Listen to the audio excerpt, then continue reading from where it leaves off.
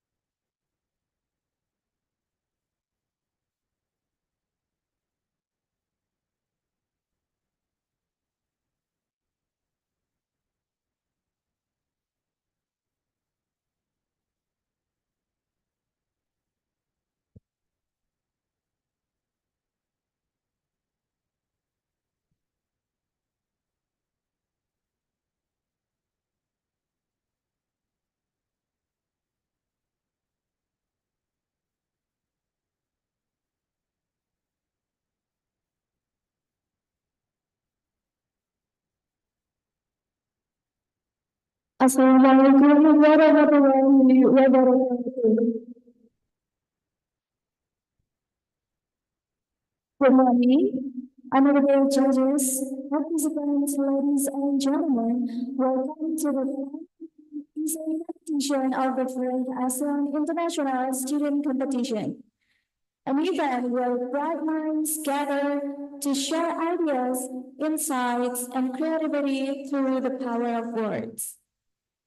My name is Haruma, and it's my privilege to serve as your moderator for today's competition. I will guide you through this exciting event, ensuring a smooth flow and keeping the enthusiasm alive throughout the session. This competition is not merely a platform to showcase writing skills, but also an opportunity to raise awareness about sustainable development goals. Through essays, participants have explored diverse perspectives, providing us with valuable insights and innovative ideas. Before we begin, I would like to extend our deepest gratitude to our judges, Mr. Muhammad Wahid Ibrahim, SAMSJ from Universitas Muhammadiyah Magelang, Mr. Kun Hisnan Hajran MPD from Universitas Muhammadiyah Magelang. Your expertise and dedication will be instrumental in evaluating the participants fairly. Before we begin, let me introduce the amazing teams participating in today's competition. We are thrilled to have a total of 7 teams joining us. Representing Indonesia, we have Crispy Crew, Kia Hill, and Savage Team who are here with us in person. Joining us offline as well, we are honored to welcome Beyond Barriers team from Thailand. Sawadee ka.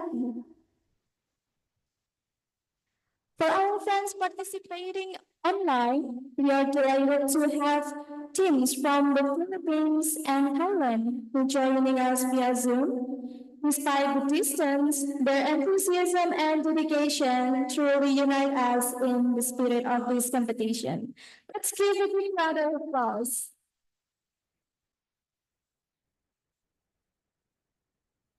Okay, now let me briefly explain the rules of this competition. Number one, each participant will have 10 minutes to present their essay. Number two, after the presentation, there will be five minutes Q&A with the judges. Number three, scoring will be based on content, delivery, originality, and alignment with the theme. Okay, I think everyone is already ready to present their essay. So without any further ado, let us begin the competition. To kick things off, I would like to call our first participant. Please welcome the barrier team.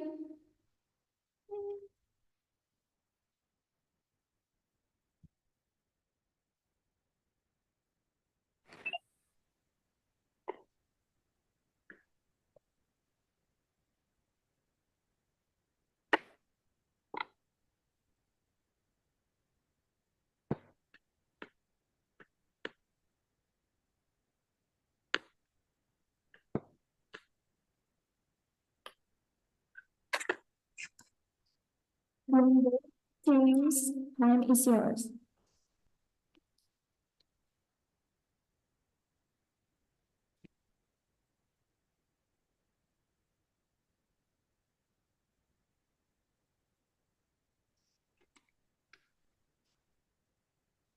Good morning, ladies and gentlemen. Welcome to our essay, From West to World Beyond Barrier.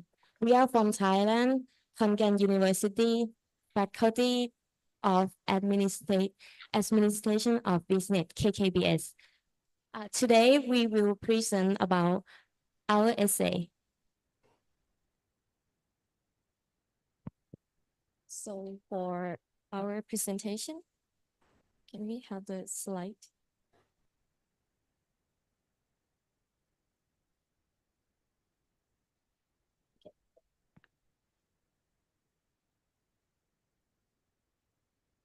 Yes, yes.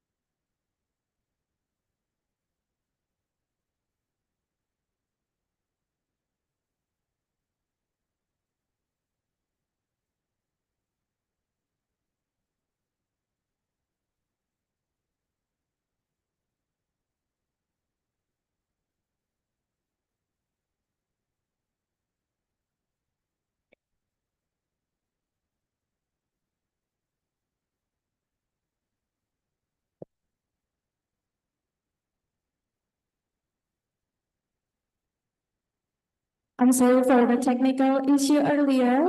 Thank you for the patience and understanding. Now we would like to invite Beyond Barriers team to continue the presentation, please.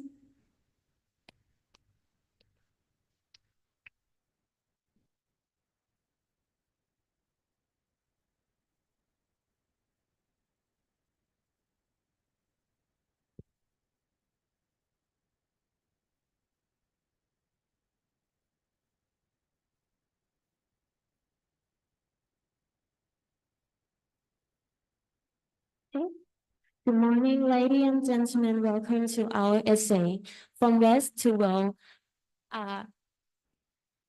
We from KKBA Khon Business School, Khon University, Thailand.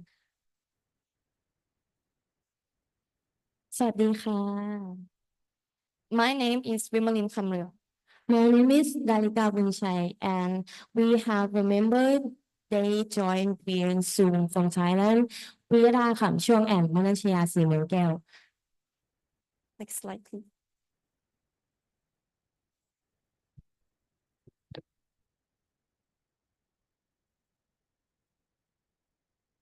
So our essay is talking about the biorefinery pilot plant. So what is the biorefinery? We may similar from the of the word bio, but what is the biorefinery?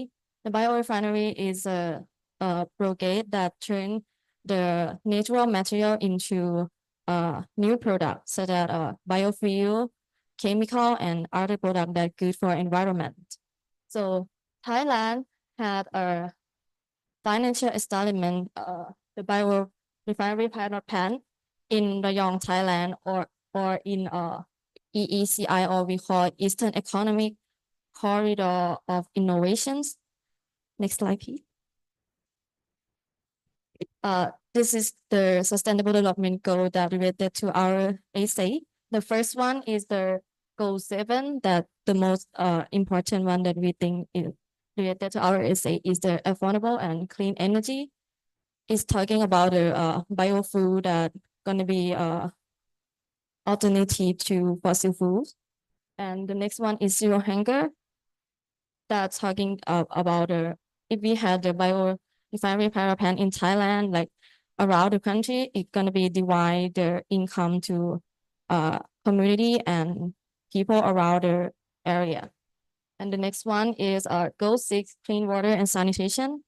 If we bring all the waste that are in the river, like if we have the project to turn the waste into new product, the waste is not going into the river, and it's the water is going to be not bad, and we can consume it. And the last one is goal 9, talk about infrastructure. The biorefinery power plant is the special facility of Thai government that we build it in terms of support economic, sustainable economic under the biocircular green economic model, the national agenda. Okay, next slide, please. Yes, for this slide about Thailand's biorefinery strategies, biomass utilizations, bioconversions processes provide a sustainable approach to biomass utilizations, enabling conversions to agricultural residues and waste into the biofuels, bioplastic, and other value products. Energy security and contribute to a rural development, create a new income streams and jobs opportunities into the biomass processing. Circular economy in Thailand achieving a 60% recycling rate by 2030, reflecting a commitment to a circular economy and responsible consumptions. Next slide, please. For the PTT Global Chemical Roles, as we know PTTGC in Thailand, investment about 30 billion baht for renewable energy projects by energy projects For establishing supportive policy and enhancing credibility in these initiatives. For Think Cycle Banks, Think Cycle Bank projects by GC transform waste into valuable resources.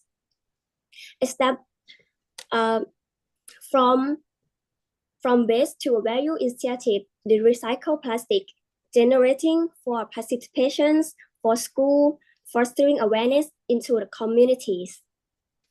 About research and development, company invest in research and develop to create advanced technologies for biomass conversions, instant enzyme-based process and being developed to improve. Next slide, please.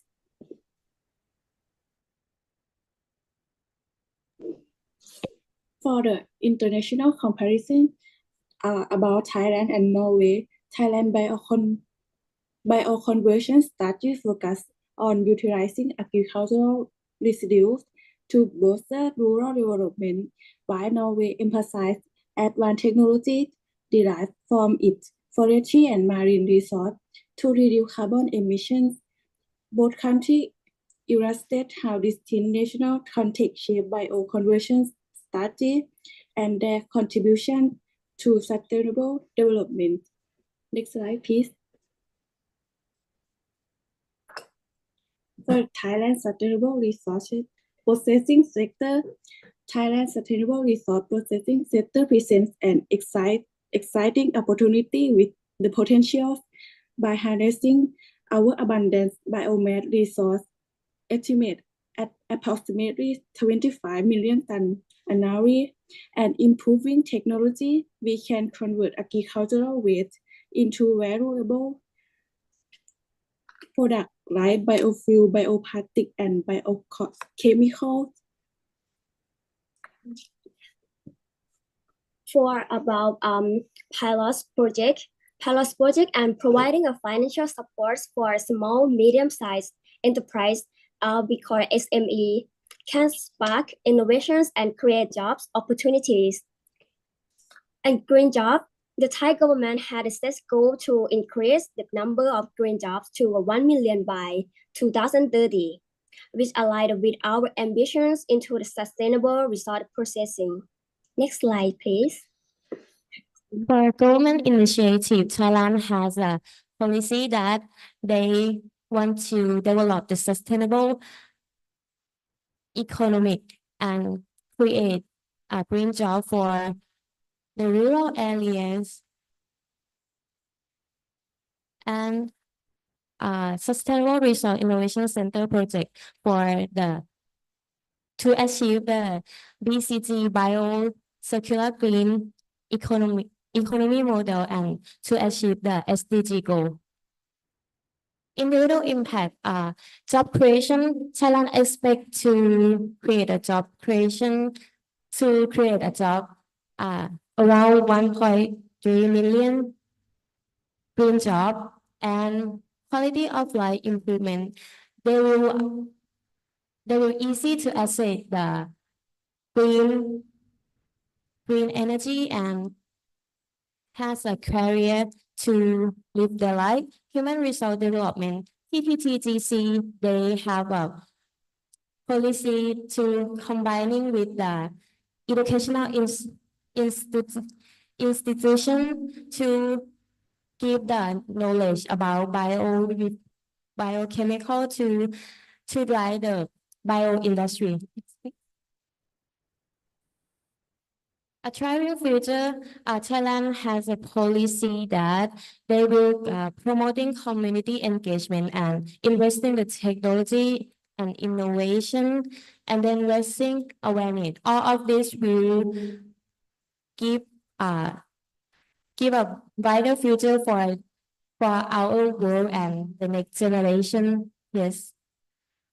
So together we can do it by a leading choice of our lives, such as the product from PTTGC that we bring here today. Yes, this is coral milk. Yes, you can see.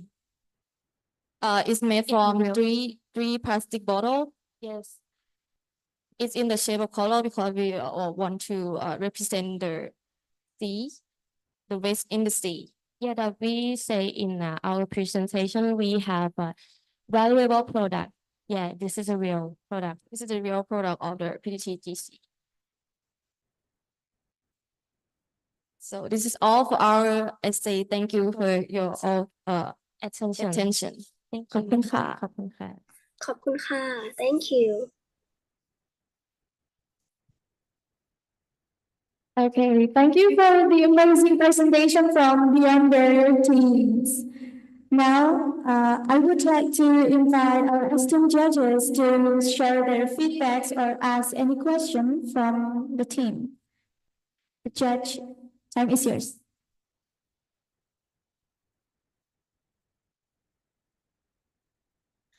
Thank you very much for your presentation.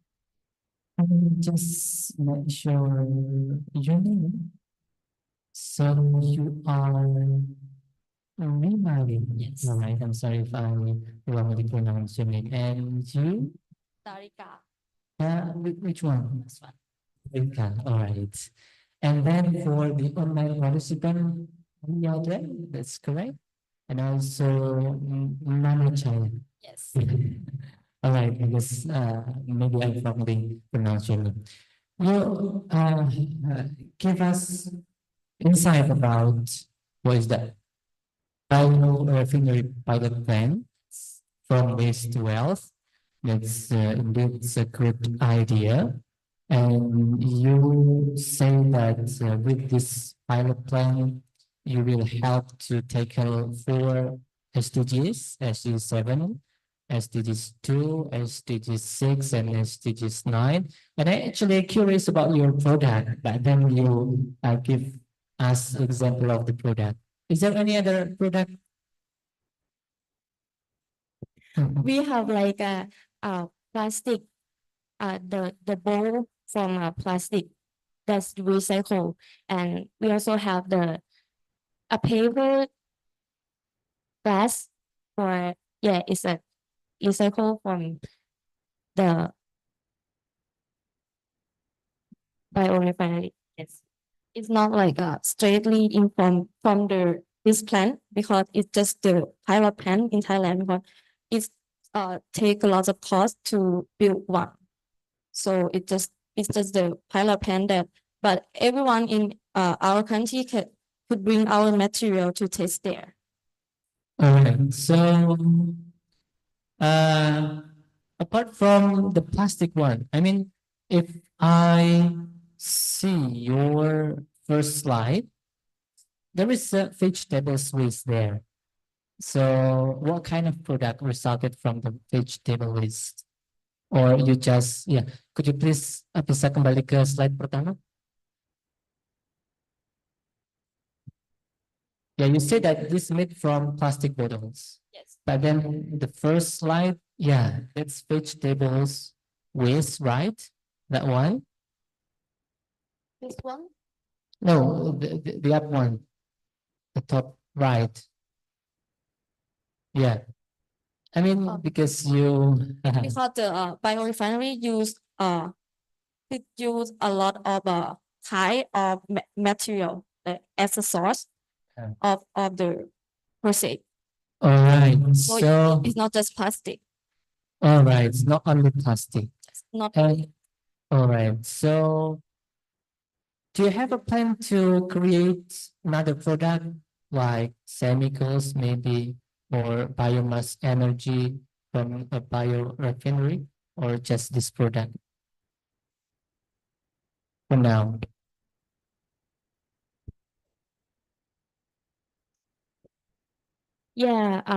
our country have a plan to manage about the waste to be the biofuel, and in the future PTTGC is always develop and research about it. Yes.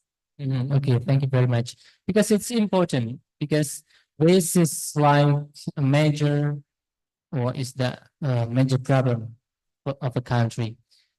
Tomorrow, actually, we'll have a tour session to maybe Borobudur temple or another place, and you may see a mountain of garbage, a mountain of trash near the Buddha temple. So I would just say that, yeah, you may be surprised that near the Buddha temple there is a mountain of garbage. So I think that's a good idea, and maybe my country or Indonesia can, what is that, take advantage or can sharing with you with Thailand about this program or pilot project. For Mhm. me, I really love idea. We from Thailand, right? And yesterday we go to the Jakarta and we have like the airport has a lot of garbage that's separate the recycle. Yeah, it's very good. Yeah, it's very beautiful design. Yeah, I appreciate it. Yeah. All right. Thank you very much. I also hope we all hope that people can, yeah, separate garbage. So even the bin is separate, but sometimes, yeah, we just throw everything in one. Yeah, I hope that it will be, yeah, better to for everyone to separate. Yeah, we have that bins. I mean, for organic and then unorganic and etc. Thank you very much. Oh, okay. Okay. I'm curious about what strategy that we can use to share to people that everyone should use this program because this product because sometimes when we want to compete with a settled product, they think brand settled brand is still a good choice better than our what kind of strategy that you would choose. I think now the sustainable product is a trend in around the world because we have the uh, greenhouse problem in our atmosphere. So I think everyone should be aware about this one. And in Thailand, we have I think you guys here know Lisa. Yeah. She wear the Thai design, the Pipacha brand that the all the dress made from the recycled plastic. So I think everyone now here now right now are all awareness about this.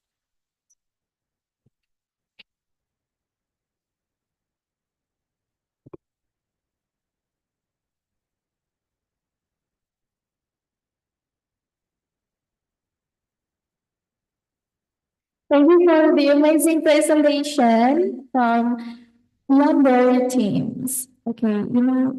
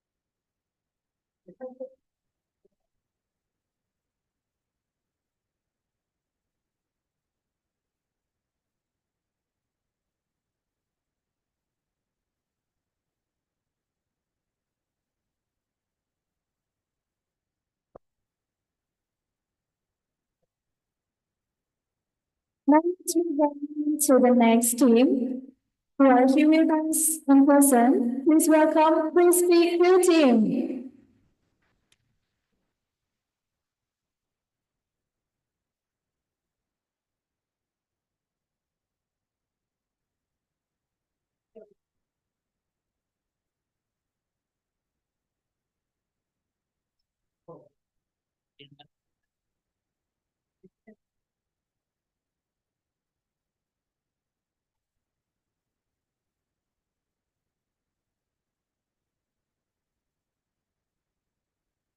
Six, seven, seven.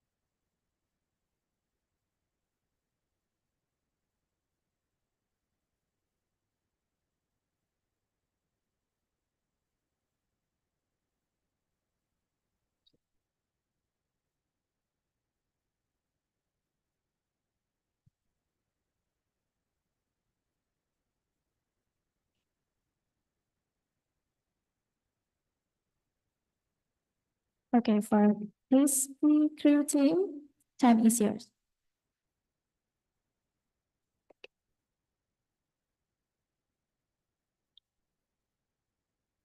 Okay, Assalamualaikum warahmatullahi wabarakatuh.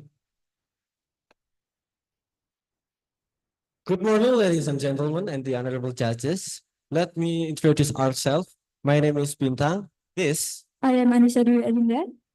And I am Hana Kamila Nabila.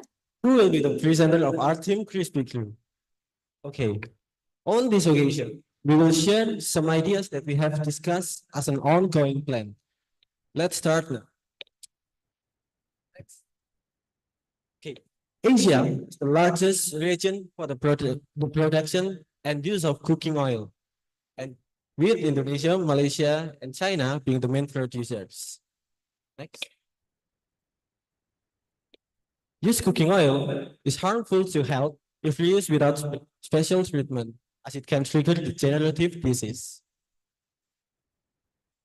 In addition, careless disposal of used cooking oil can cause water and soil pollution and disrupts the ecosystem.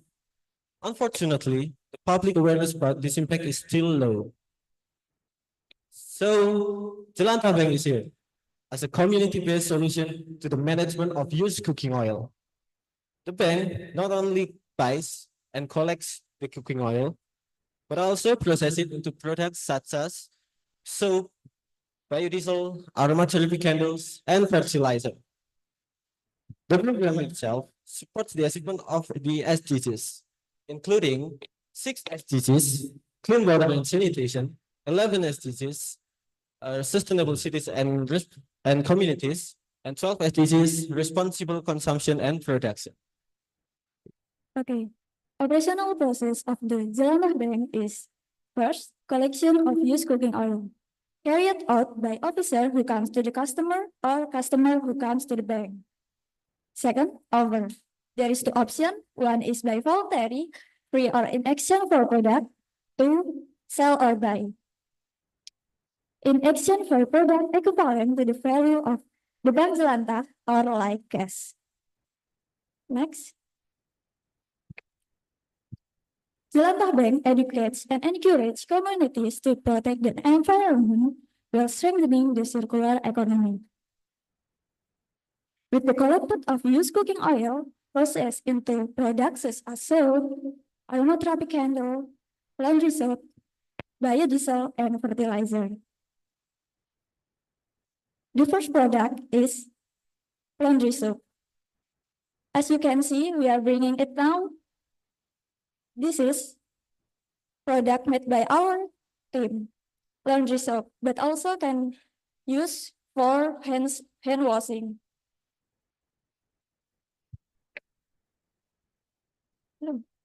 Used cooking oil can be turned into eco-friendly laundry soap. The process involves by soaking the oil with charcoal for 24 hours, filtering it and mixing it with a cool sodium hydroxide solution. After adding fragrance, the mixture is molded, left to harden overnight and cooled for 4 weeks. This soap is effective for top stain on fabrics and dishes. The next product is biodiesel. Used cooking oil can also be converted into biodiesel, a renewable energy source. NaOH dissolved in alcohol is mixed with the oil and heated at 50 to 60 degrees Celsius for 1.5 until 2 hours. After separating the biodiesel from glycerin, it is washed and heat to 100 degrees Celsius and ready to replace diesel. We also bring the sample biodiesel. We turn from the used cooking oil, this, into this biodiesel. Okay, next slide. The third product is aromatherapy candle. Used cooking oil can turn into eco-friendly aromatherapy candle. Charcoal treated oil is heated with stirring powder, then mix it with essential oil and dyes. The mixture is poured into container with a wick and let it cool. This is providing a relaxation sustainable solution. The last product is next, fertilizer for plant. Used cooking oil can also turn into liquid fertilizer by fermenting it with water, rice bran, molasses, and EM4. This fertilizer enhance plant growth and work best alongside compost or other chemical fertilizer. Next. Okay, last but not least, the conclusion is the Jelantah Bank has high potential for success due to low current of used cooking oil management and strong community support. Success can be enhanced through robust policies, incentive for collection, and public-private partnerships. Producing value-add products like biodiesel and soap boosts economic viability, while effective implementation and public engagement can reduce pollution, improve health, and support Indonesia's sustainability goals. Okay, that's all for now. Now we open for the discuss session. Please don't hesitate to ask.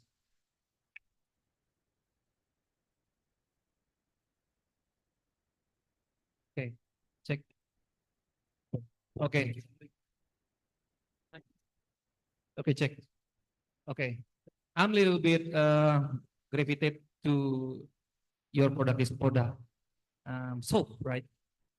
I see it like a prototype because when we smell it, it smell a little bit weird, right? Uh, uh, Previously you claim that this soap will get rid of few disease, right? You said like that, right? Uh, have you been use the process like R&D process? Because I'm a little bit worried that the claim come from not a standard process. So have you make a R&D process, something like that, that make sure that it is safe for every people that will use it?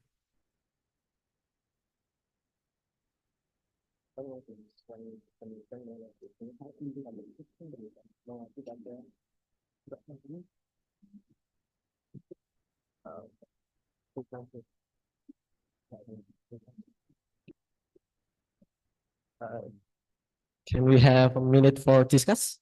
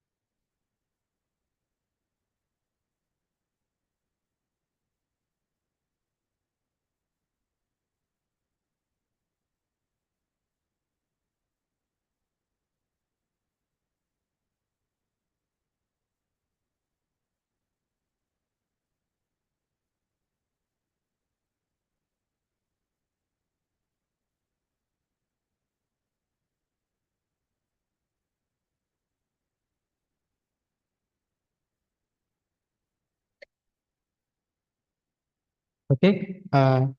We have never examined the standardization process, but our project is being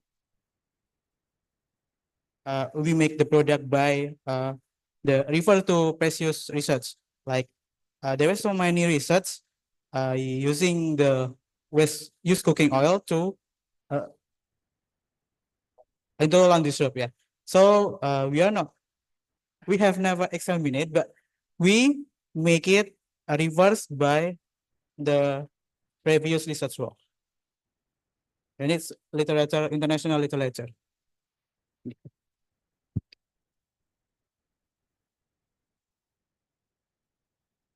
Okay. Cool. So I think it's the names of your product, rather than it's the name of your team. All right. The product is Jelantah Teh, right? Bang Jelantah.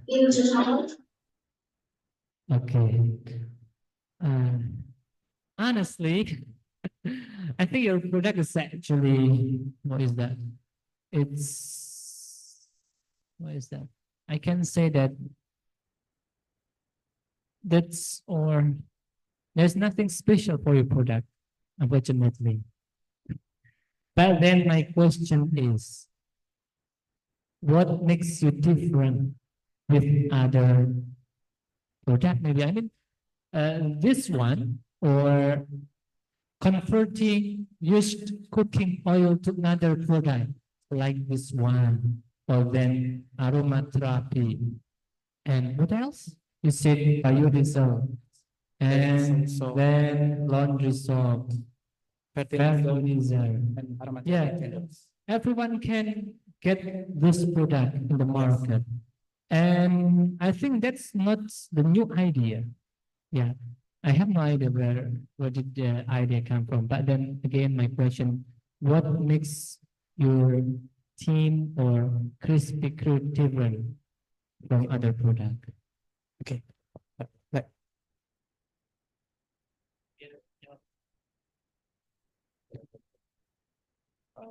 Okay. What makes us different is actually our method. That if other people make these products as a personal, we make it for the public use, and we trying to make the Jelantah Bank to improve the community's awareness about the impacts of the ecosystem.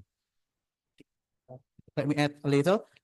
We are focused on the Bank Jelantah. So we support the communities to make economic circular, not focus on the product. So we are focused on the system that people will give us their best cooking oil, and we can barter it with, we can trade it with our product or money. Okay, and that's our focusing.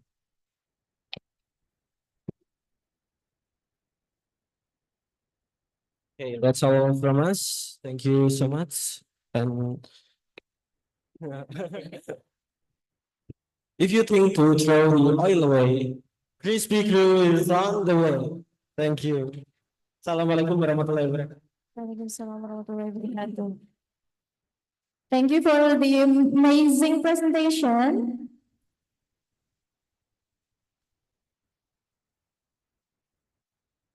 Now let's move on to our third participant who are also ready over there. Please welcome the other team.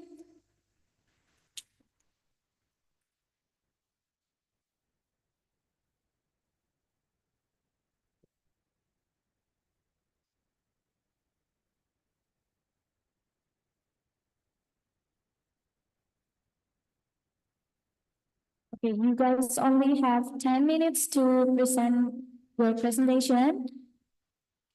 Okay. Okay, time is yours. Bismillahirrahmanirrahim. As Ibnu Sina once said, there is no disease that cannot be cured except laziness. There is no remedy that is useless except for lack of knowledge. Assalamualaikum warahmatullahi wabarakatuh. The honor The Honorable of Jury, it is a great honor for us to be here today. We are the Here Health team. On this occasion, we are to please present our creative essay titled Here Health, an application to improve the quality of life for people with HIV/AIDS by implementing psychological well-being and physical self-care. With your kind permission, we would like to begin our presentation.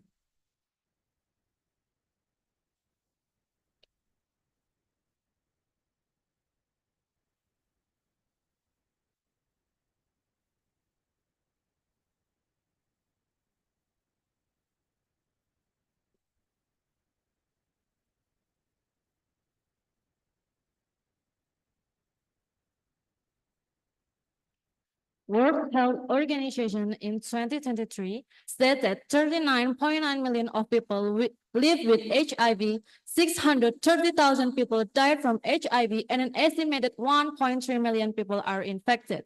All of people living with HIV/AIDS in 2023, 86% knew their status, 77% received antiretroviral therapy, and 72% had a survival load. In this news shows that people living with HIV/AIDS are often the target of ridicule and insult from the general public. Stigma negatively impact the psychological well-being of people with HIV/AIDS, leading to social isolation and demonized mental health, which can affect their psychological health and, of course, their quality of life. It was seen from the news we reviewed about the development of technology today. It is appropriate that the use of technology in the problem HIV/AIDS is carried out and applied in life. By optimizing the advancement of technology, the author proposes an innovation in the form of the application, which is specifically designed for HIV/AIDS in suffer. Here Health has innovative advantage by combining the physical and psychological activity monitoring simultaneously to improve the quality of life for people with HIV/AIDS. The principle of physical self-care are outlined in the features such as drug reminder, consultation, and physical activity, while the psychological well-being principles are outlined in the features such as motivation, notification, mood tracker, and community. This helps to ensure that the user physical and psychological health is always under control.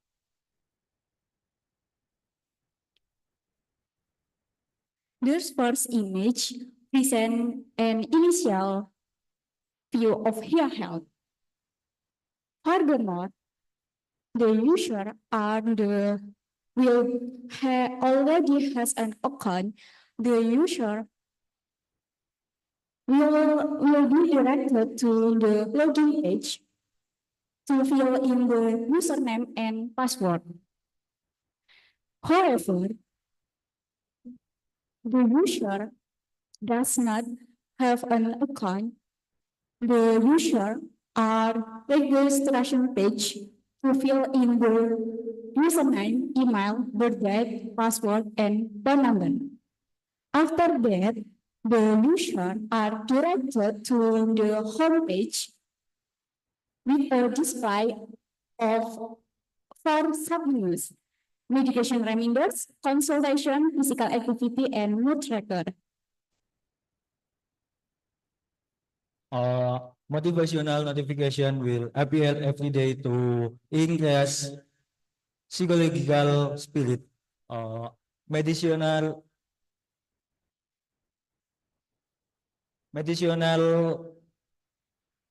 feature improve patient medication adherence by input in the medication taken. Online consultation feature connecting through a chat with doctor and psychologist. Physical activity display provide and physical activity such as gymnastic and yoga that are guided as expert. Mood tracker feature is monitor the user's daily mood, which result perfect activity recommendation through the help of artificial intelligence by chat. Educator feature is an information and education center consisting of 3 subnews, news, videos, and podcasts that user can access every day. Community page that user can follow according to their gender background, occupation, education level, and other categories. User can access profile page to set up their account and evaluate their health status. Daily health status feature is evaluate the increase or decrease in quality of life of HIV/AIDS patient through the accumulation of points, medicine reminder, tracker, health repeater, and physical activity every day. Meanwhile, monthly health status feature is accumulated every day for 1 month. The accumulation of achievement indicators in quality of life points will increase if user profile activities for 1 month. This health status will be connected to the administration of the user health facility as medical record data. Also, all of the user's data is securely managed and stored by the IT team using data reliable storage service, ensuring privacy and security. Okay, next I will explain related to realization step for this application. The first step involves consultation with stakeholder for 3 months. After that, application development estimate to take 12 months. Next, application testing for this application for 4 months. After that, submitting the application for government approval to take 2 months. Next, application implementation and launch the Here Help apps for 3 months. And finally, evaluate the effectivities for this application for 1 month. Next, the stakeholder teamwork with Here Help team. The first IT expert who handle to development and maintenance. After that, service providers consisting of internists, clinical psychologists, HIV/AIDS community and activists, aerobic and yoga instructor, and nutritionists. After that, news website providers for the information dissemination like effort.org, UNES.org, HIV.gov, NAMH map, and positive news. And last, institutional patron for the support strategy like ATFOA, UNES, and WHO. So the conclusion are, first, this application hold the principle of applying psychological well-being and physical self-care. Second, the application of psychological well-being and physical self-care in Here Health can help improve the quality of life of user in optimizing their life to be more prosperous. And last, the improvement in quality of life line with the implementation third SDGs, especially indicator 3.3.1 and 3.4.2, which focus on good health and well-being.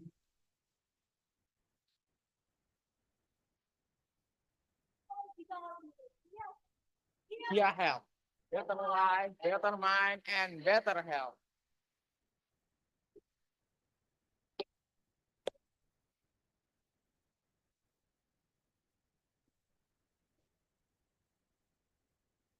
Thank you for the amazing presentation.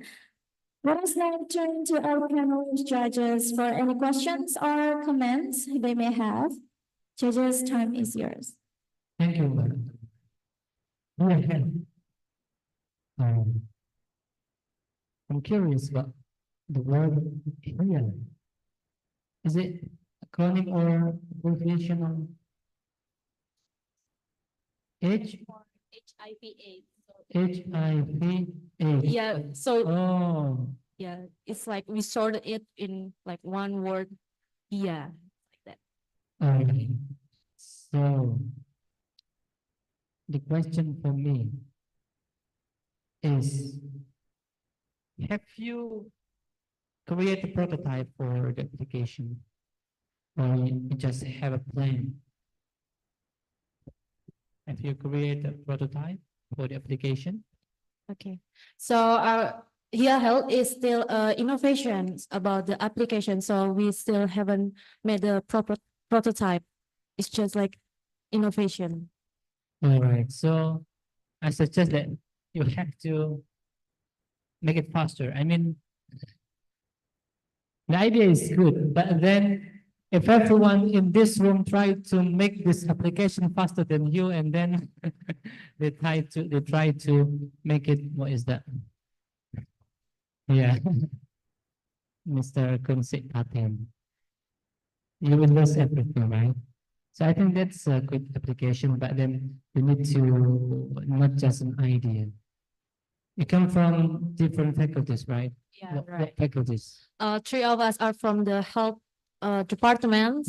We are from the major of pharmacy, and Alex is Teknologi informasi. Ah, yeah, you have the important guy there to make it happen. and Rama is from psychology. Psychology. Yeah, that's why there's what is that background? So that's good. But are you sure that this idea is new? I mean, there is no application like this before. Yeah, we sure our innovation is still new and is still the newest application. There are no application like this before Yeah. In Indonesia or globally? in Indonesia and in globally. Oh, yeah. All right. I think that's all from me. Okay. First of all, I would like to say I feel you're passionate guys, which is good, right? So my question is a little bit far from now because I'm curious your expectation the user is who, because if it is you got profit oriented with this kind of a product, I'm a little bit worried the user is small amount, right? That make probably your company is not really has a great amount of user. You should think about that. Okay. Is there any response? Is it profit oriented? Yeah, it's profit oriented because as we know, ASEAN is still had a high population in HIV/AIDS infected. So we believe that our application will be used in ASEAN and in other countries. So we think that our innovation still have more users. Your main user is IHP. Yeah, HIV/AIDS sufferers. Okay, that's enough.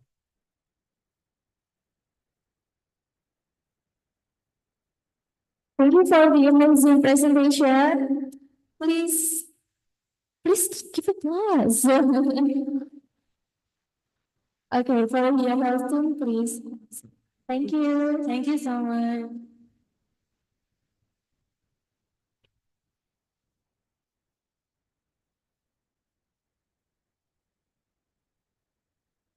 Okay, now let's move on to our fourth participant. Please welcome Savage Team.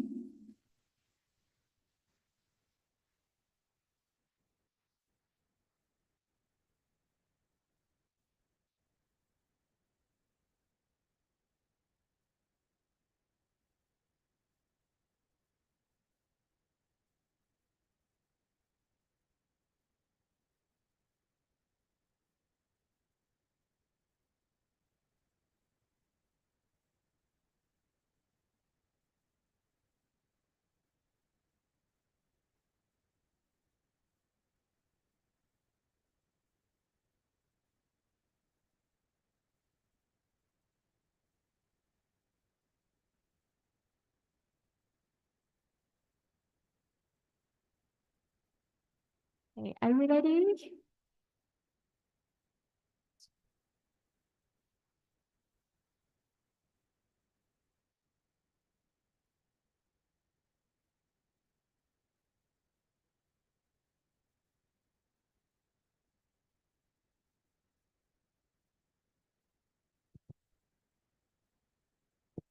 Okay, time is yours. Assalamualaikum warahmatullahi wabarakatuh. Good afternoon, everyone. Nelson Mandela was saying, education is the most powerful weapon which you can use to change the world. Next, we are from service team. whose member are Irene Berniswangi, and next to me is Najwa Pratahun, Linda Rizky, Suni Fauzia, and Haidar Abdullah. We will present our essay about comparative analysis of curriculum in Indonesia to improve quality education. Indonesia, the most fourth most populous country, has made tremendous progress in expanding access to education in recent decades. However, the quality of education is still a major issue. Next.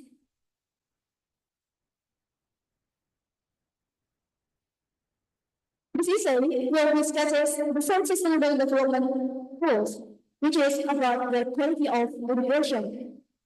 According to SDGs, quality education is to ensure inclusive and quality education and to promote lifelong learning opportunities for all.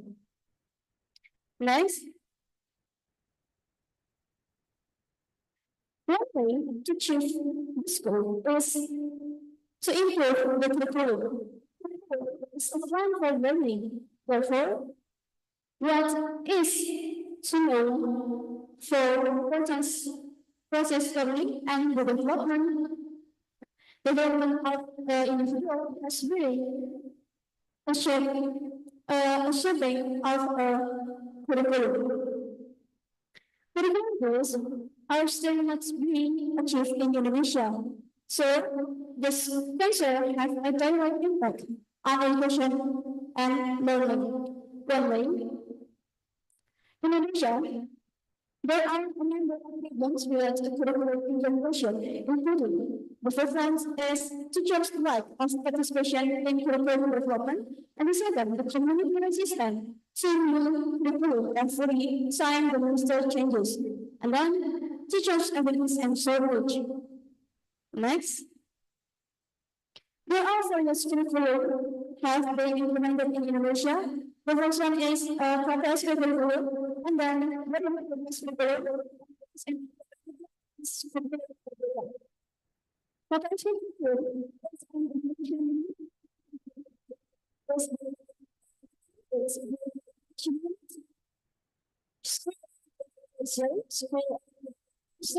the social culture at the local community and the cooperative of students.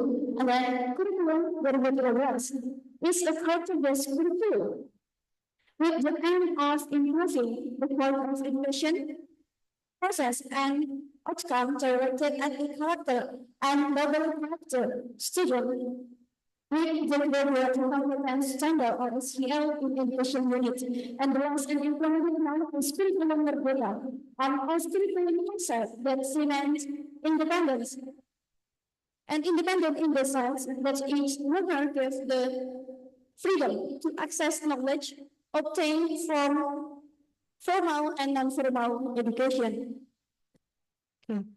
According to our team,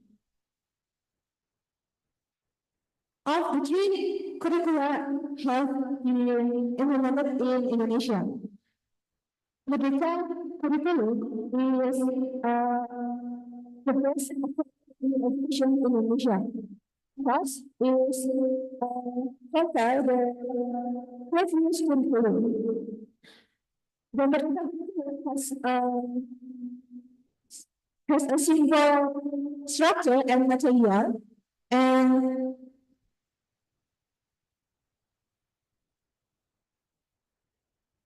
more indeed independent, and then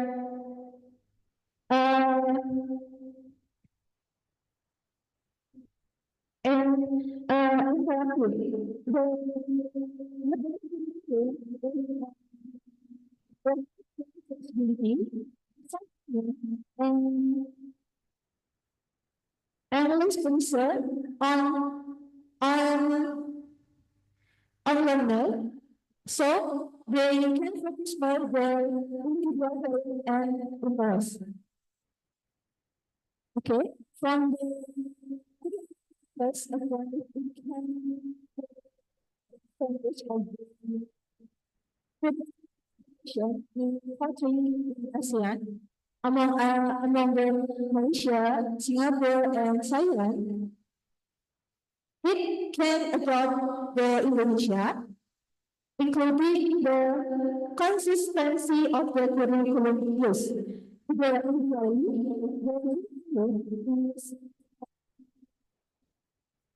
after actually 10 years in Indonesia, the curriculum changes every 5 years. So the teacher and student is have not been able to adapt the curriculum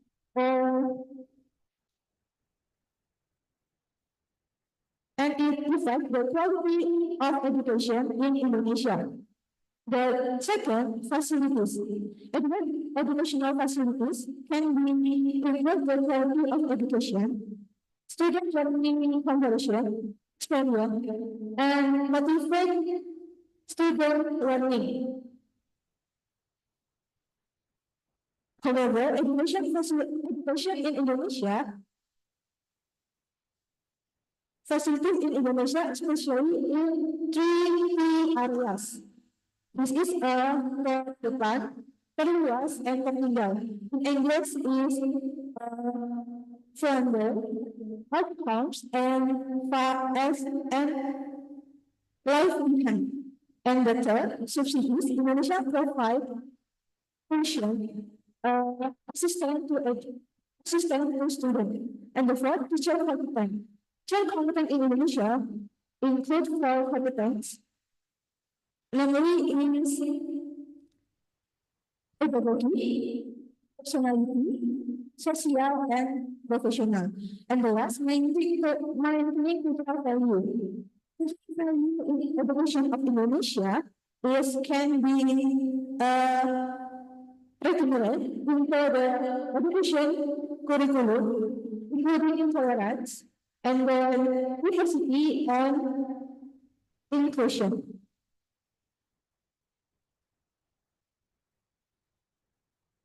Okay, we are offering several solutions to overcome curriculum problems in Indonesia.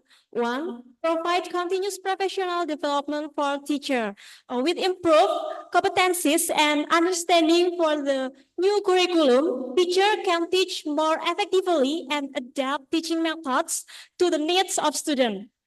Number two, local needs-based curriculum development. So, developing a curriculum that is more relevant to local needs and conditions.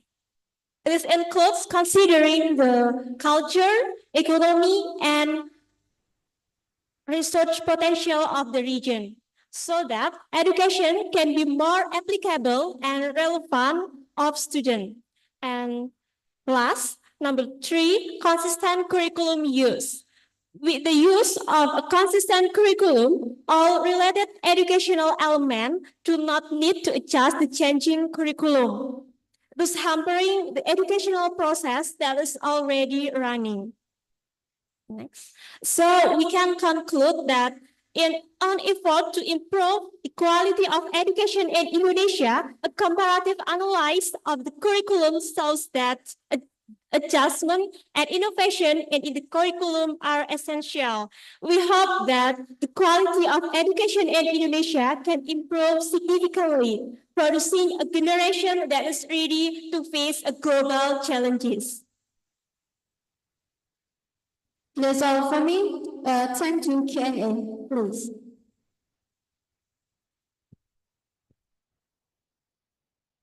Okay, thank you, Savage team, for the inspiring presentation. Now we now open the session for question or feedback from our judges.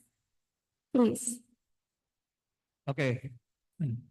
You guys are trying to compare the three of our curriculum, right? And then now we have a new menteri, right? Which probably will bring another kind of curriculum. But you should know that there is no one curriculum the best in the world. There's nothing. We can say Finland, that's better, or Japan, better. we cannot amputate that curriculum and then place it in Indonesia. We cannot do that. So my question is, I'm interested in your conclusion, in the number two conclusion, which is local needs based curriculum. How you guys manage to implementing it?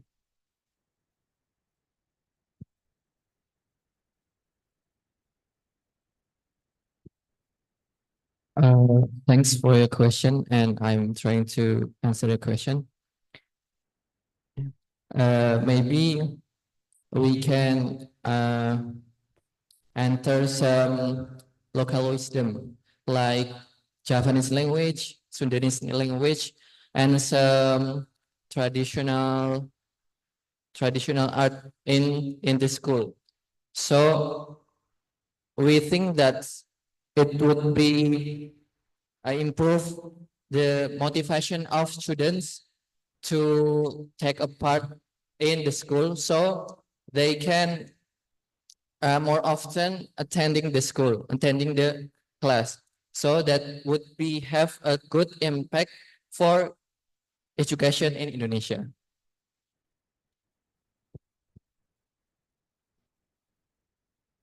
Maybe I want to add some my opinion.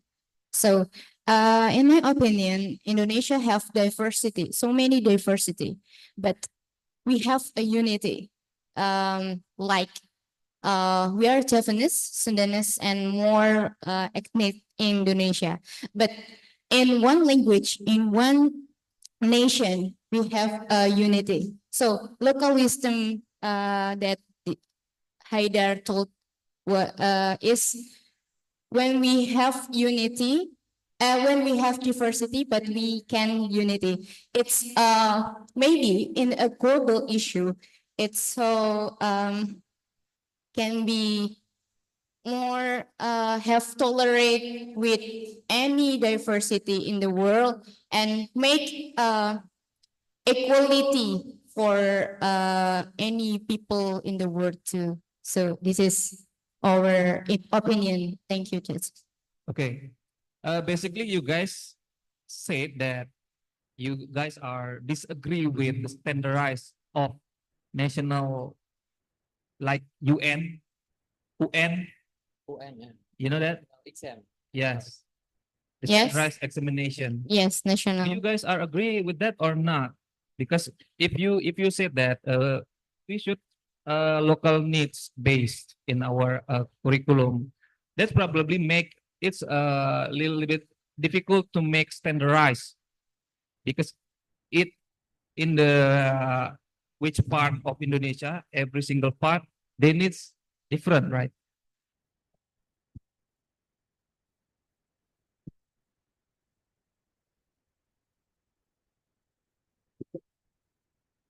Um, I think we think that national examination or UN is important because it's also like a competence standard for students who want to graduate from their school.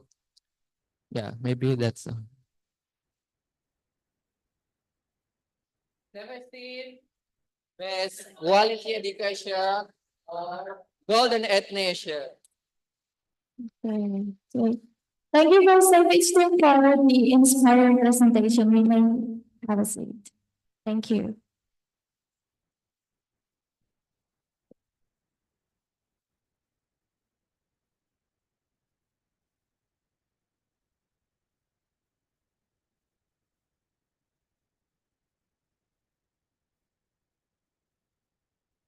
For our friends joining us online, can you hear my voice clearly?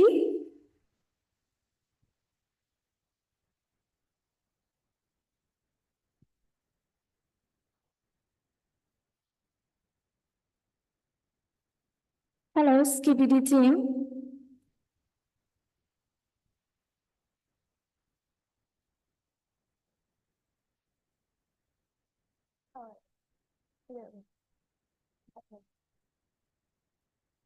Okay, great. Okay. Okay, because the Skibidi team already ready to present their presentation. So for Skibidi team, the screen is yours.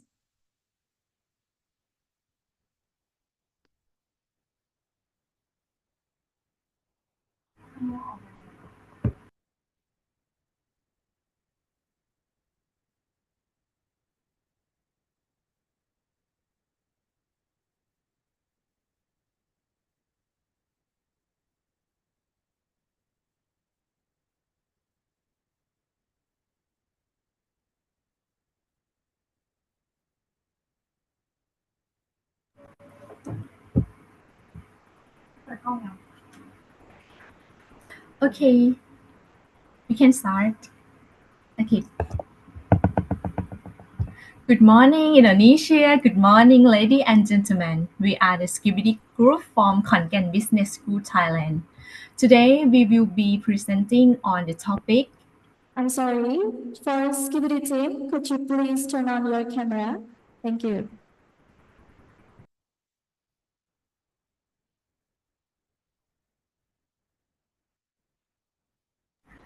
I'm sorry, we cannot open the camera.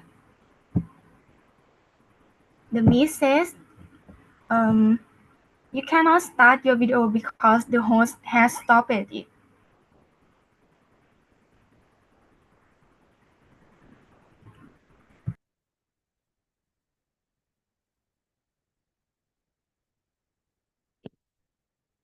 Okay, we can start the presentation.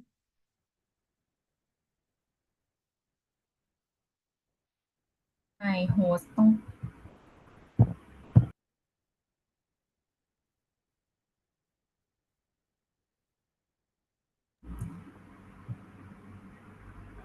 We can start again. Good morning, ladies and gentlemen. We are the Skibidi Group from Khon Business School, Thailand. Today we will be presenting on the topic is the spreading fire, Thai SME and the challenge of transitioning to a green world in the next 3 years, which our topic is consistent with sub-theme number 2, overcoming socio-economic challenge. CBM stands for Carbon Border Adjustment Mechanism. It's a policy introduced by the European Union, designed to encourage countries outside the EU to reduce their greenhouse gas emissions. This shift towards the green economy necessitates the rapid adaptation by Thai SMEs to maintain competitiveness and avoid being left behind. The CBM impact increased import costs. Thai business will face higher import costs due to the CBM, potentially impacting their competitiveness in EU market. Carbon tax. Thailand Excise Department is considering implementing a carbon tax to help Thai exporters claim reduction in CBM fees. Adaptation is crucial. Thai entrepreneurs need to adapt their practices to reduce carbon emission and avoid being excluded from global markets. Let's look at the example that show how Thailand has been affected, such as Vietnam. Vietnam's green strategy. Vietnam's advantage. Vietnam production of high-quality, low-maintenance rice position the country to handle the EU's carbon pricing measure effectively. Thailand challenge. Thailand's jasmine rice could face higher import taxes and lose market opportunity due to Vietnam's competitive edge. Economic growth. Vietnam's rapid economic growth further emphasizes the need for Thailand to adapt the changing global trade landscape. Such rapid and stable growth not only strengthen Vietnam, but also increase the pressure on Thailand to respond to ongoing change. Thai SME, a vital force. 1. Economic contribution. SME contribute 35.2% of Thailand's GDP and employs 72% of the workforce. 2. Limit green force.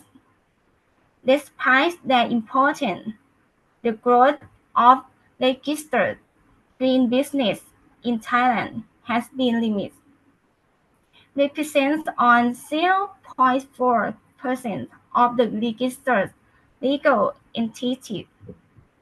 3. Global market potential. Thailand's MSME export to key markets like Asean, US, China, Japan, and the EU, representing 72.4% of total export value. And the next slide, the urgent need for transitions, competitiveness, business that don't adapt to green standards will lose opportunity and hurt their position in the market. Quick adaptations is key. Sustainable productions, switching to sustainable practice is essential for SME to stay competitive and grow globally. Customer demand. Consumer and business now prefer eco-friendly products. Going green is necessary for success. Mr. Jirayus, CEO of BitCup, share his view. Carbon pricing, failing to adapt to green standards will raise costs due to higher carbon tax. Climate tech, SMEs need to invest in climate technology to meet environmental standards and consumer needs. Green finance, access to funding is increasingly tied to sustainability. SME not adapting with struggle to secure financial support, turning sizes into opportunity. Large SMEs can reduce their environmental impact by using recyclable or biodegradable packaging. Medium SMEs should invest in renewable energy to cut costs and meet eco-friendly demands.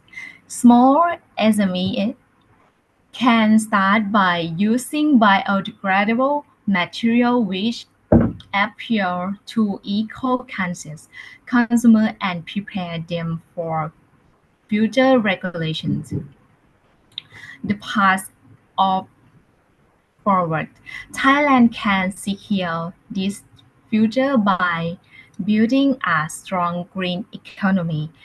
Entrepreneurs will reduce costs and seize new opportunity, while financial institutions will benefit from a stable and sustainable customer base.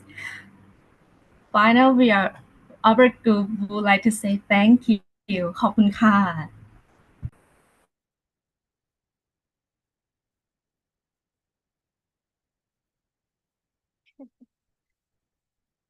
Okay, thank you for Skibidi team for the inspiring presentation. Judges, it's now your turn to ask questions or share your comments with the participants. Thank you. Skibidi. Skibidi, right? Can you hear the voice? We have 5 team. 5, what is that? 5 member here. Can you hear my voice? No? Check. I'm sorry, I cannot hear enough. You can Should I go to the microphone in front of the laptop here? I will just move here.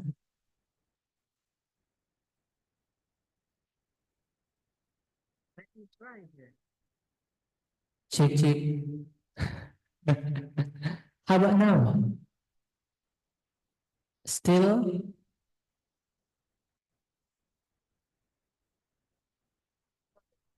All right. Yeah. Thank you, Mas Danny. For Skibidi, I think they can hear us. For Skibidi, Skibidi, you say you give us an insight about Thailand SMEs and the challenge of transition to a green world in the next 3 years. Because this competition, I mean the AISG, requires students or participants to discuss about SDGs, I mean Sustainable Development Goals that they have to tackle by your idea. Yeah, you give us your presentation about your idea, but then what time or what goals, number of goals that you try to tackle with your idea? Can you try to respond to me, please?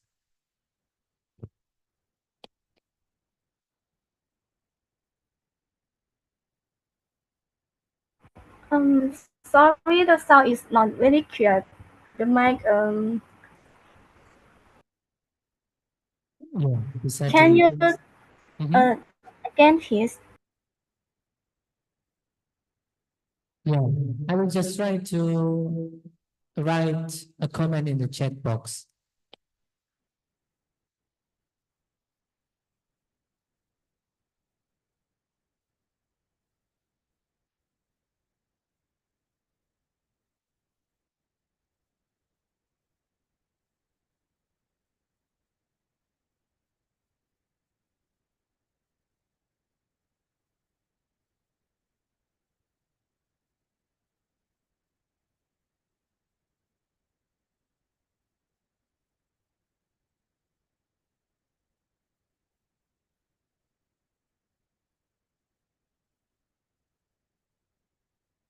I give you a question in the chat box.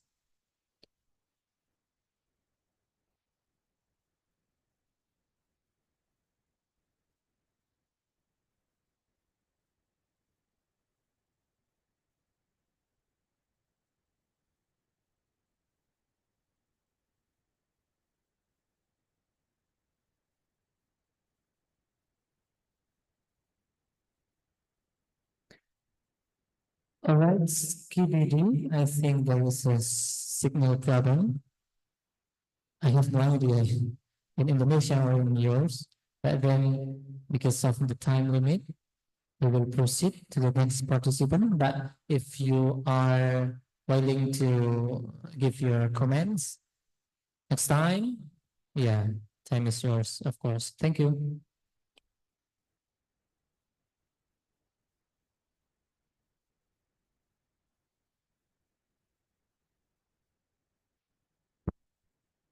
Okay.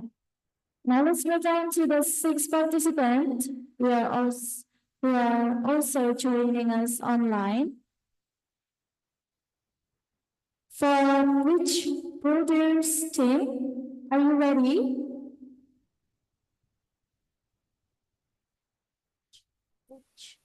Bridge Builder.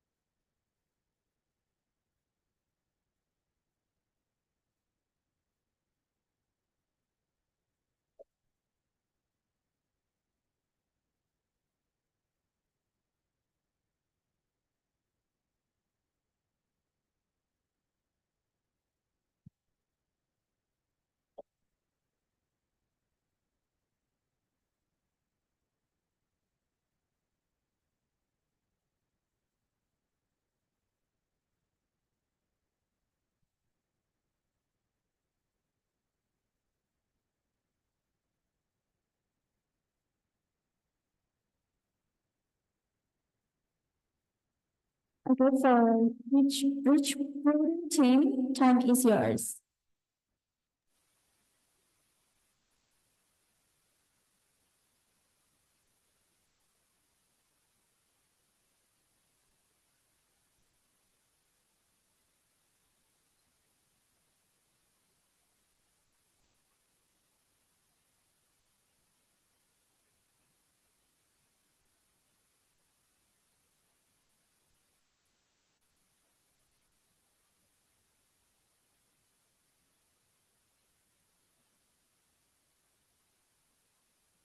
I'm sorry for which builder team, we can hear your voice clearly.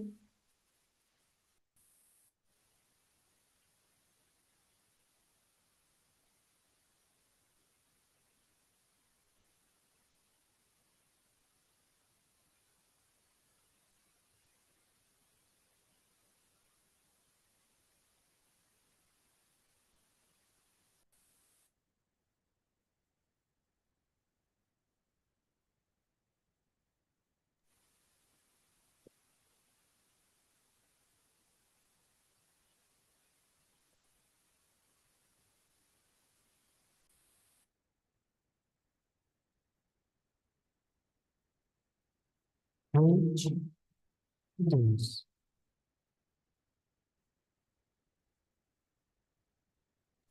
Are you there?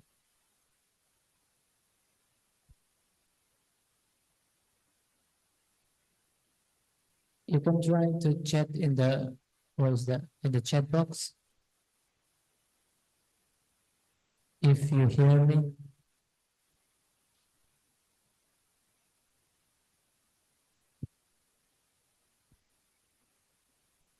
Or there is a signal problem. Dynamic. Is there anyone dynamic team there?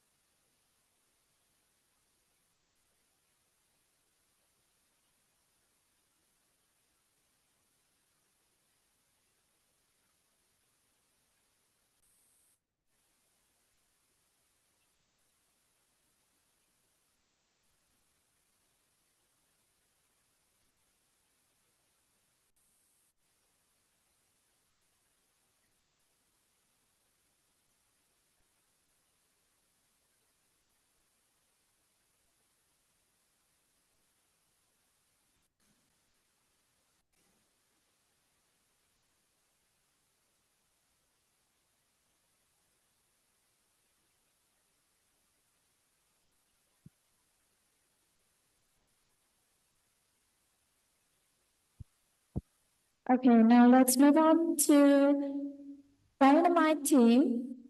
Are you ready? Yes. All right, if you are ready, so the screen is yours.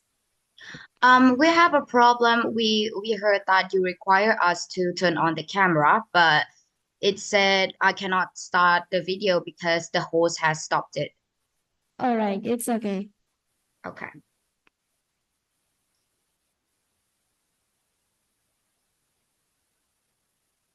Just give me a moment to share my screen.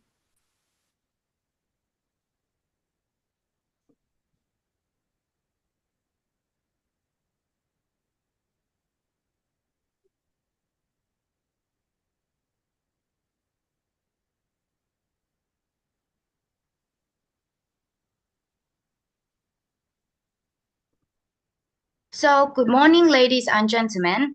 We are the representative from Thailand, Khon Kaen University, in the Faculty of Business Administration and Accountancy in the major of Tourism Innovation Management.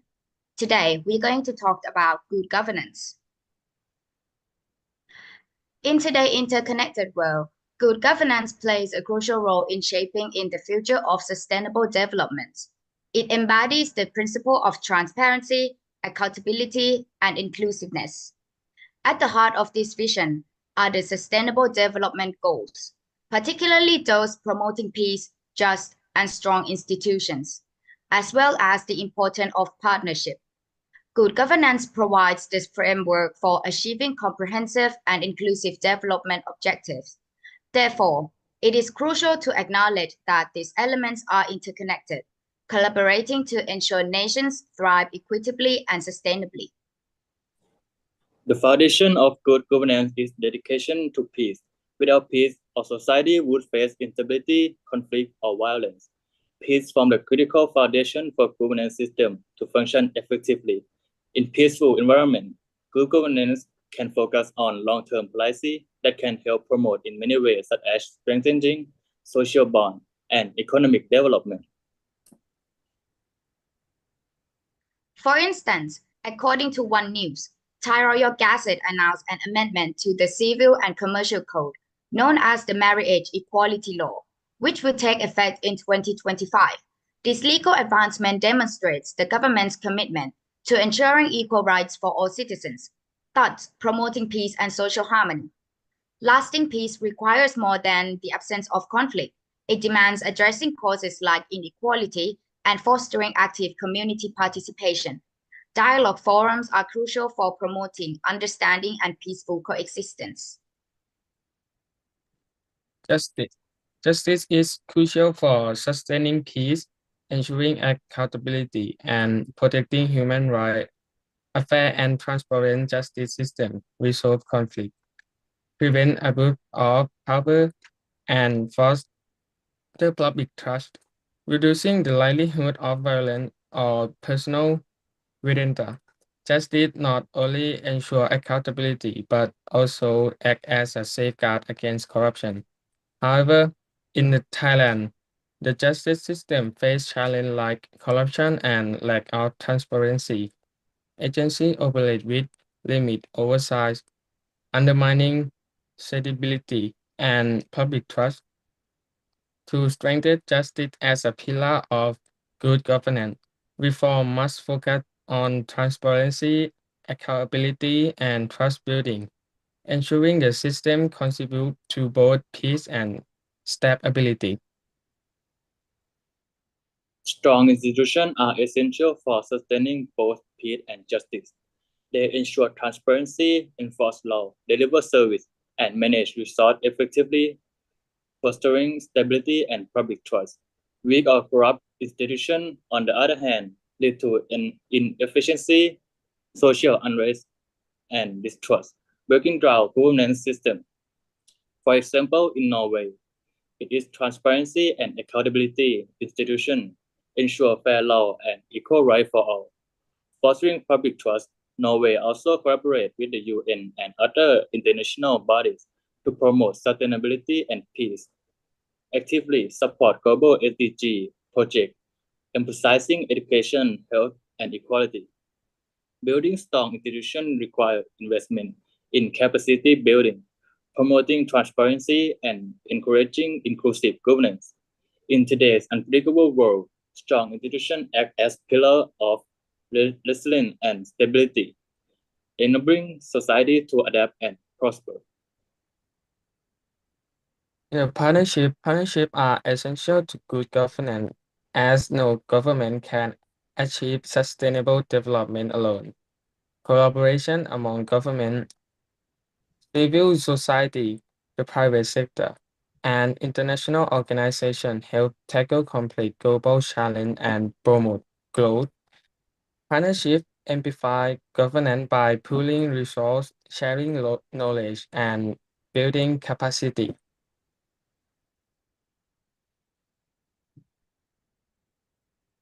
Public-private partnerships are key examples, driving progress in infrastructure, education, and healthcare. Estonia e-government system highlights the impact of such collaboration. Over 99% of its public services are available online via the Explore platform, ensuring secure data exchange, transparency, and efficiency. This system maintained resilience during the pandemic, demonstrating how partnership between the government and technology can transform governance and public service delivery. The features are digital identity, e-services, transparency, user-friendly, and strong security.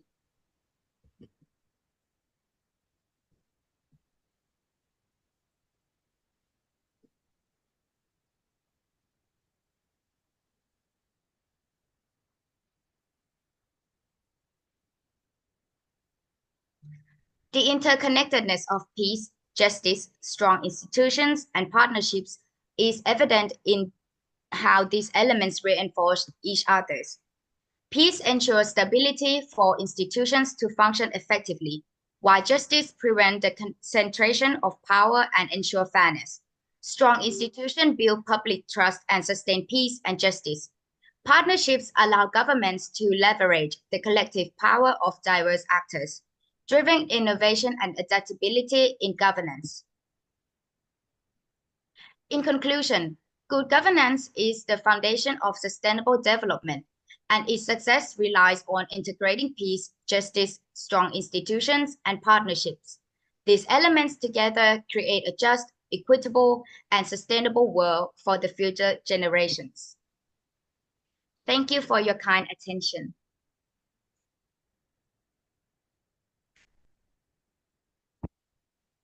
Thank you so my team for the amazing presentation.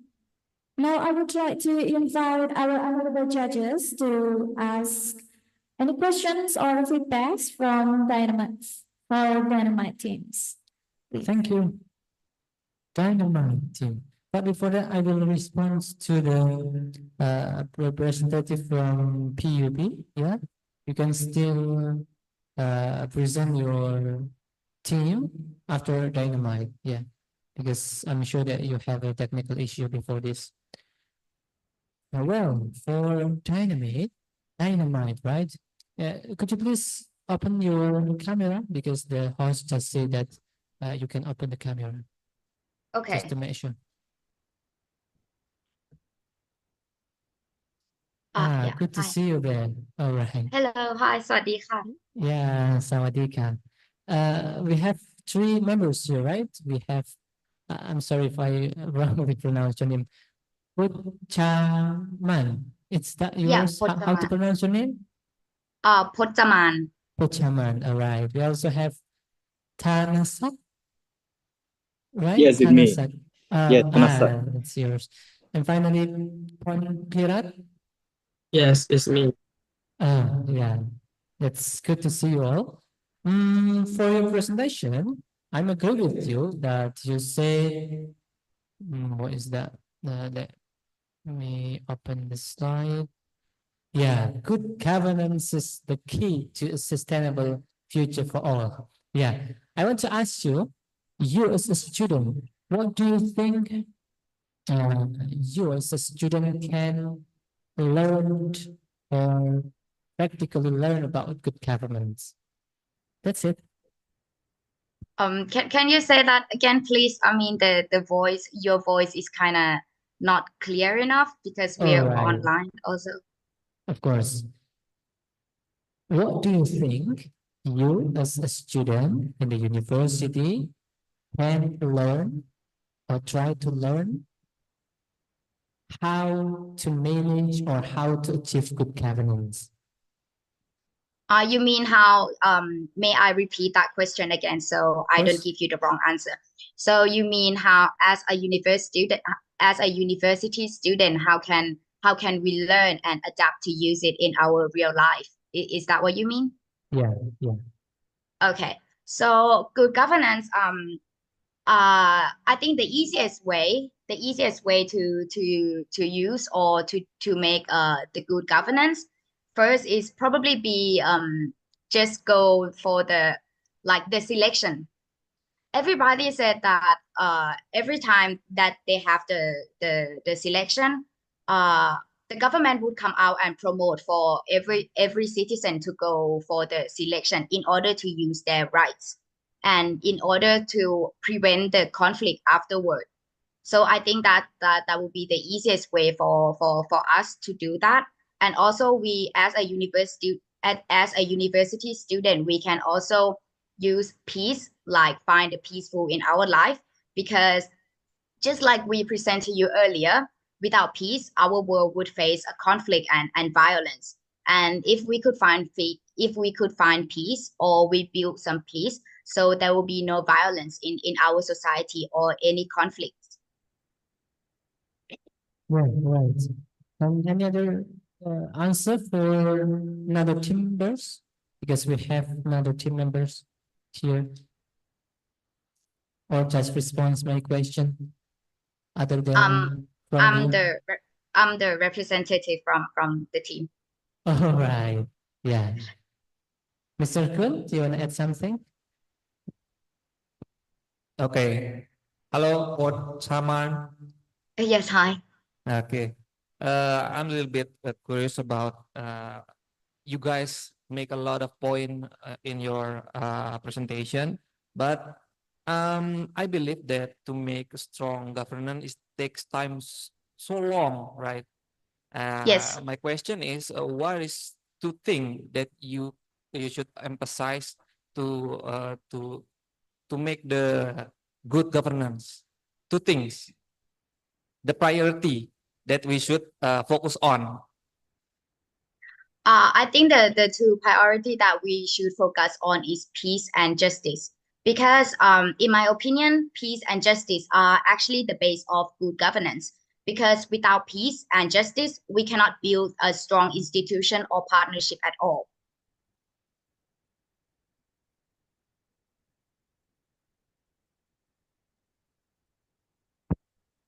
Okay, thank you for Dynamite team for your amazing presentation. Thank you ขอบคุณค่ะ ขอบคุณค่ะ Okay, let's move on to the next participants. For which brother team? Are you still there?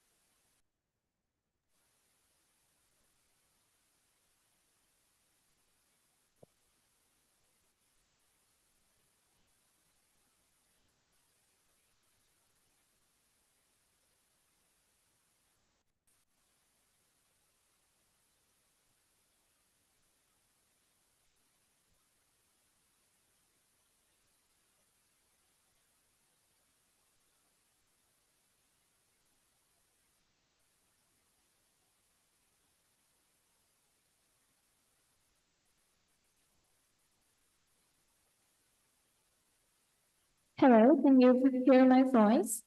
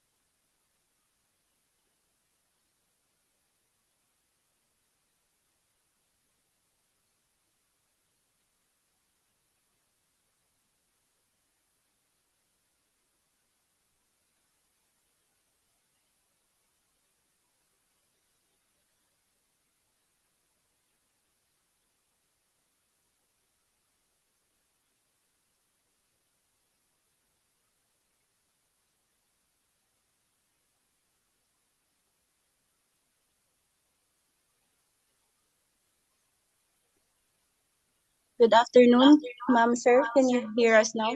We may feedback. Yes, that's clear now. Yeah, you can proceed to the presentation.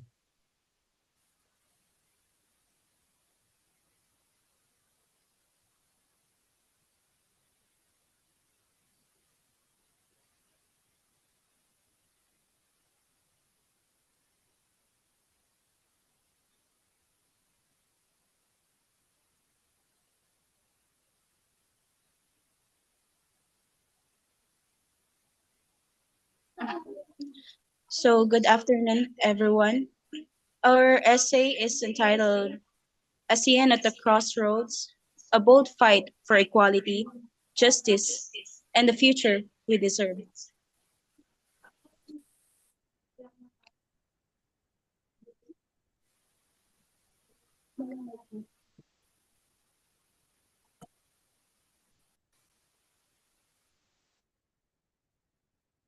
Could you please open your camera, please?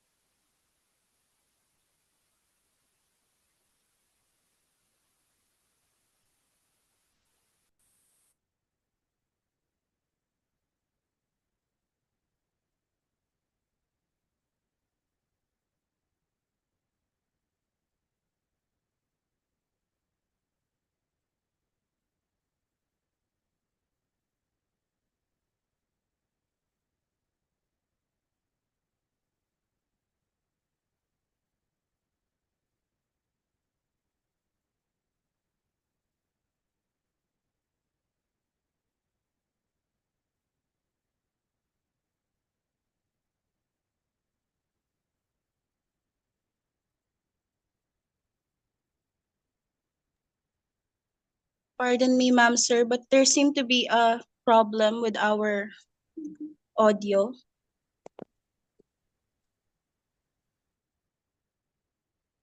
Yeah, that's fine. You can proceed now. We can hear your voice.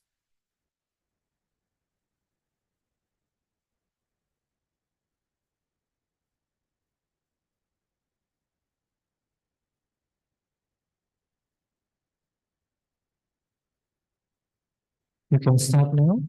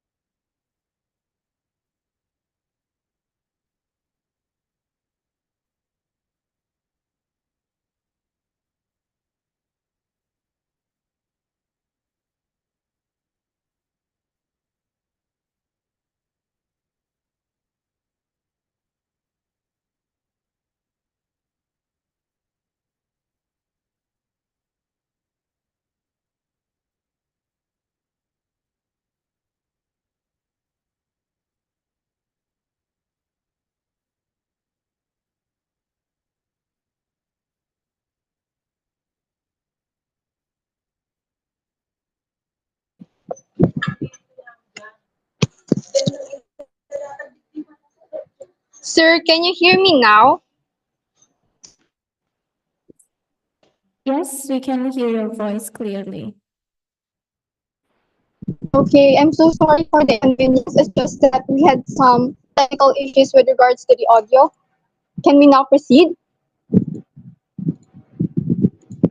Yes. Could you please turn on your camera?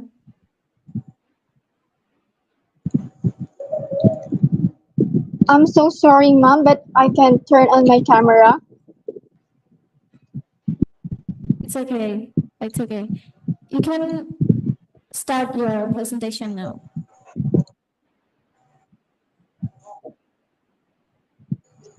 Okay. Good afternoon, esteemed judges and fellow participants. On behalf of our team from the Polytechnic University of the Philippines Ragay campus, we would like to extend our gratitude for this opportunity to present our essay, ASEAN at the Crossroads, a bold fight for equality, justice, and the future we deserve. In Southeast Asia, the promise of unity and prosperity under ASEAN's banner is nothing more than a lofty ideal, one that crumbles under the weight of deep-seated inequality. Women across the region are stuck with the suffocating grip of gender discrimination, where they fight for basic rights that should already be theirs. Ethnic minorities, from the Rohingya in Myanmar to the indigenous groups in the Philippines, are silenced, oppressed, and abandoned by their governments. Meanwhile, ASEAN loses a staggering $47 billion every year due to the gender gap alone, money that could have been invested in advancing the region. This is not just an economic crisis, it is a moral catastrophe. But inequality does not stop at gender or ethnicity. ASEAN's unity is threatened by the looming storm of geopolitical tensions, most notably in the West Philippine Sea. China's territorial aggression is not just a matter of national sovereignty. It is a direct assault on ASEAN's collective security and regional stability. As ASEAN nations squabble over these high-stakes disputes, the promise of peaceful cooperation rings hollow. The region's future hangs in the balance, and it is at risk of being undone by forces that ASEAN has failed to address head-on. So, what is ASEAN truly willing to do? Can it ever fulfill its mission of a peaceful, prosperous, and inclusive community while allowing inequality to fester unchecked? To salvage its future, ASEAN must abandon its complacency. It must dismantle the systems of injustice that continue to hold millions back, be it through economic, social, or political barriers. The time for half measures is over.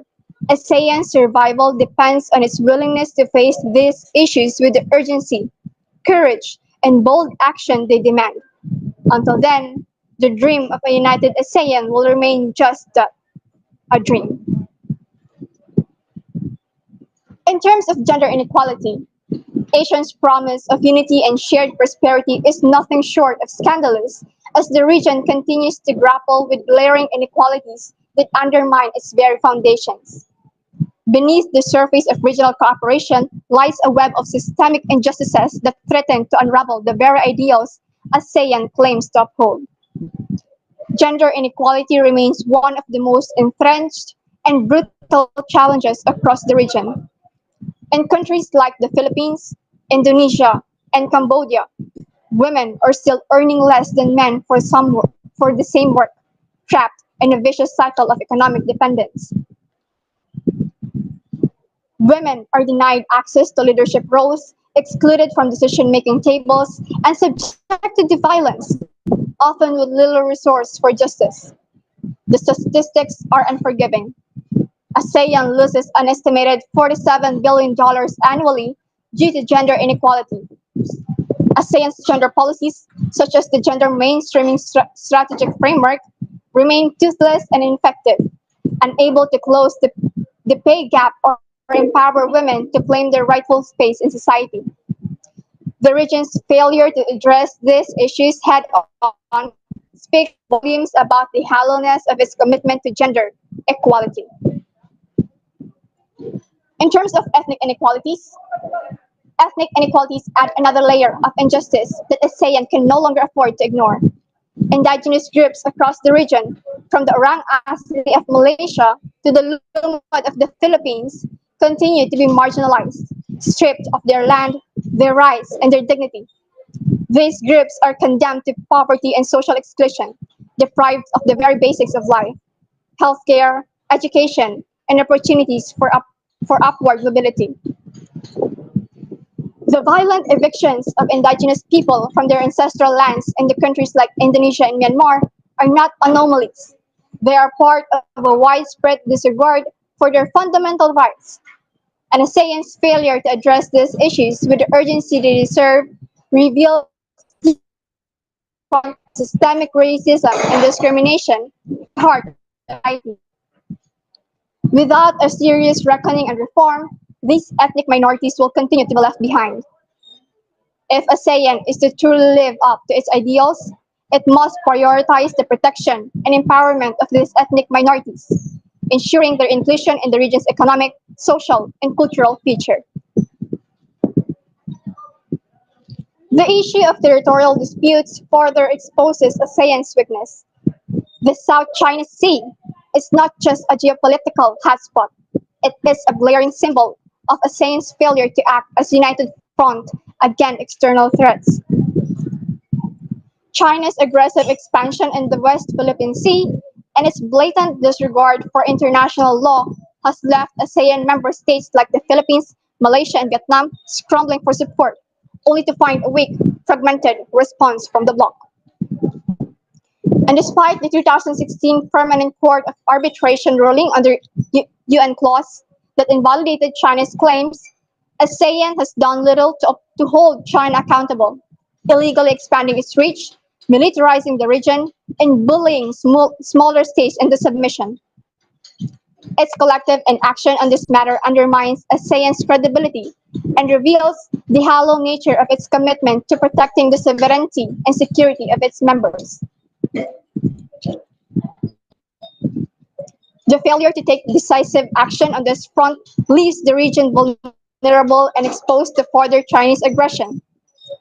The world watches as ASEAN falters, more interested in diplomatic posturing than in protecting its own territorial integrity. On the economic front, ASEAN's much vaunted economic cooperation is nothing more than a facade that obscures the deep inequalities that persist within the region. While Singapore flourishes as one of the world's wealthiest nations, the disparity between the rich and poor in countries like Myanmar, Laos, and Cambodia grows ever wider. The so-called ASEAN Economic Community has failed to bring about the level of regional integration necessary to address these disparities.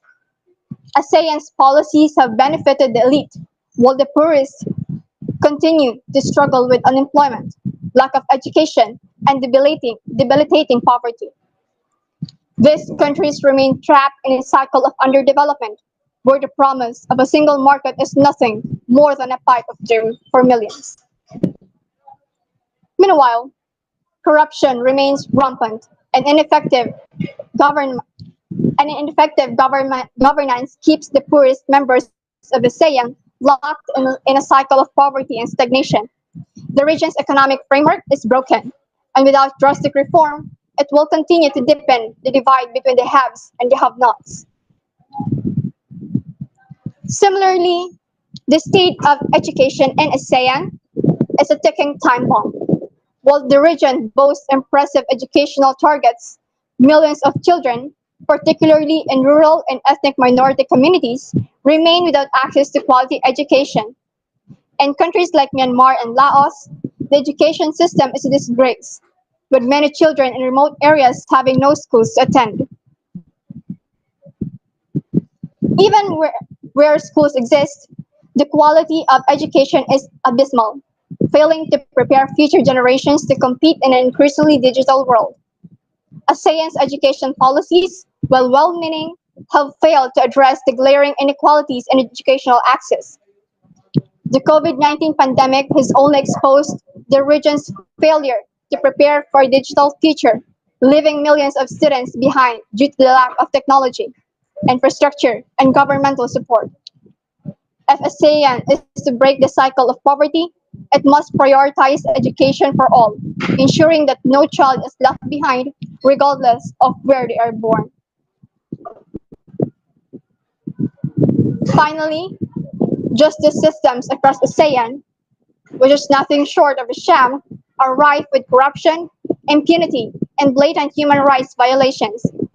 ASEAN's toothless human rights body, the ASEAN Intergovernmental Commission on Human Rights, has been powerless in the face of brutal crackdowns on dissent in countries like Myanmar, Thailand, and Vietnam. Political repression and violence are rampant, and ASEAN's refusal to take decisive action I'm has made sorry, it time is over.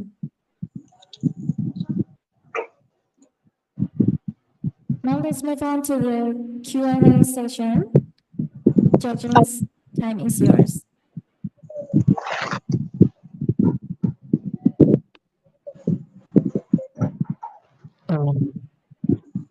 Thank you for your presentation. So, how is speaking here? How to pronounce your name? It's K Capisonda. Sunday. Yeah, that's a lot of information you said or you present to us. I have one question for you. Could you please take to your first slide or the next slide that explain about SDGs?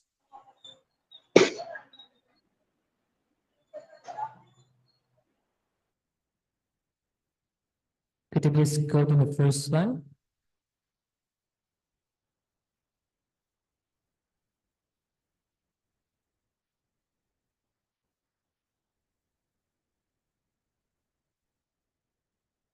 Just a quick question for you.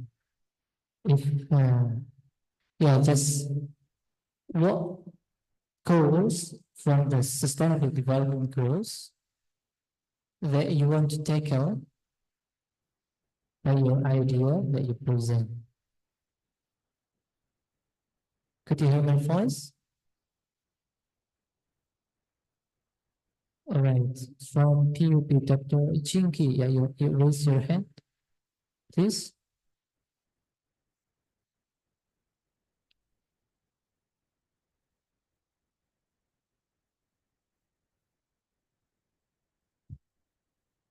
Okay, Kapisunda, could you hear my voice?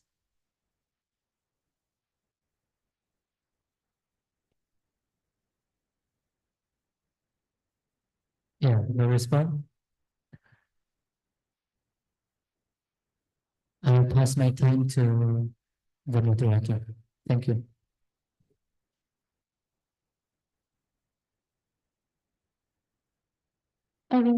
Thank you for all teams. Okay. Ladies and gentlemen, as we close today's event, I want to thank all participants, both offline and online, for their outstanding efforts and inspiring presentation. To our judges, thank you for your thoughtful feedback. This competition reminds us of the power of ideas and collaboration. Thank you. Good luck for everyone, and we look forward to seeing you in the next event. Have a great day. Wassalamualaikum warahmatullahi wabarakatuh.